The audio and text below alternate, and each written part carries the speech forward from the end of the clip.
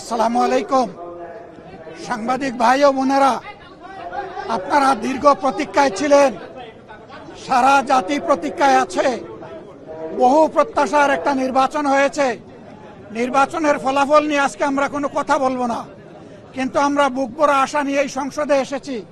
যে এই সংসদ জুলাই শহীদদের রক্তের উপর দাঁড়িয়ে আছে। আমরা অনুরোধ করেছিলাম যে এই সংসদে যারা ফ্যাসিস্ট সরকারের দূষর ছিল, যারা খুনের সহযোগী ছিল, তারা কেউ যেন এখানে কোনো বক্তব্য রাখতে না পারে। এই প্রেসিডেন্ট তিনটা কারণে অপরাধী, যার বক্তব্য এই মহান সংসদে আমরা শুনতে পারি না।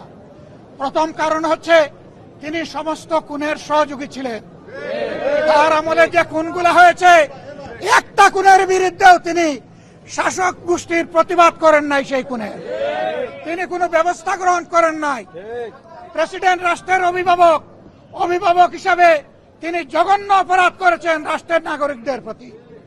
দ্বিতীয় কারণ ছিল, আপনারা জানেন, আগস্ট মাসের 5 তারিখ 24 সালে তিনি জাতির উদ্দেশ্যে ভাষণ দিয়েছেন। সেই ভাষণে তিনি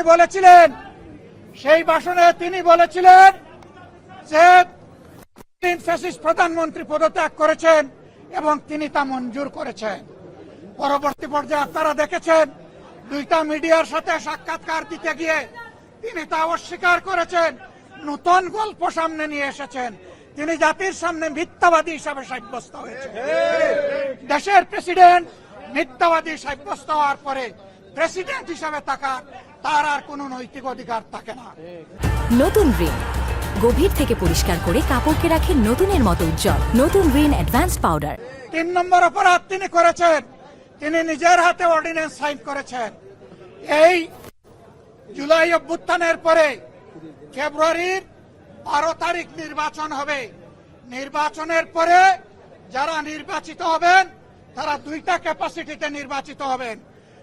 তারা সংস্কার পরিষদের সদস্য হিসাবে নির্বাচিত হবেন এবং তারা একই সাথে সংসদ সদস্য হিসাবে নির্বাচিত হবেন। একই দিনে উভয় শপথ একই ব্যক্তি পড়াবেন। অত্যন্ত দুঃখের বিষয়, সেই শপথ দুটো আমরা নিলেও সরকারি দল নেয়নি। তার প্রথম দায়িত্ব ছিল গেজেট প্রকাশের 30 দিনের ভিতরে সংস্কার পরিষদের অধিবেশন ডাকা। তিনি সেই অধিবেশন ডাকেন নাই। গণভোটে হার পক্ষে ভোট দিয়েছে 70% মানুষ। তিনি 70% জনগণকে, দেশবাসীকে অপমান করেছেন। এখানেও তিনি অপরাধ করেছেন।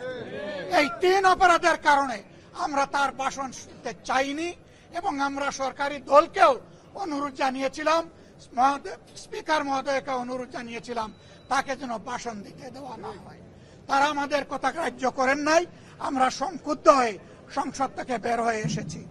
আমরা আগামীতে এই সংসদে কোনো অন্যায়কে আমরা বরদাস্ত করব না এবং মেনে নেব না। আমরা জনগণের স্বার্থের পক্ষে লড়াই করে যাব, অধিকারের পক্ষে লড়াই করে যাব। প্রিয় দেশবাসী, আমরা আপনাদের সাথে আছি, আপনাদের অধিকারের পক্ষে আছি, আপনাদের রায়ের প্রতি আমাদের সম্মান আছে। আমরা আছি আপনাদের সাথে, আপনারাও থাকবেন আমাদের সাথে। সাংবাদিক বন্ধুগণ, আপনাদেরকে ধন্যবাদ। গত 1.5 বছর এই রাষ্ট্রপতি 133টা অধ্যাদেশ জারি করলো, তার সই জারি হলো। সেই অধ্যাদেশে জুলাই সমঝোতা আছে, সেই ব্যাপারে তো আপনারা কোনো বক্তব্য দেন? দফায় দফায় বক্তব্য দিয়েছি, আমরা মূল জায়গায় বক্তব্য দিয়েছি। ধরে একটা করে বক্তব্য দেওয়ার কোনো দরকার নাই। আমরা তার নৈতিক বৈধতা বহু আগে অস্বীকার করেছি, প্রত্যাখ্যান করেছি।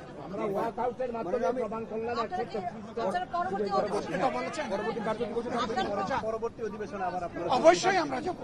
আমরা জনগণের পক্ষে কথা বলতে এখানে এসেছি, জনগণের অধিকারের জন্য লড়াই করতে এসেছি। এই সংসদ কারো একার নয়, এটা 18 কোটি মানুষের সংসদ। আমরা তাদের প্রতিনিধি হিসাবে অবশ্যই আমরা সংসদ। আপনাদেরকে ধন্যবাদ।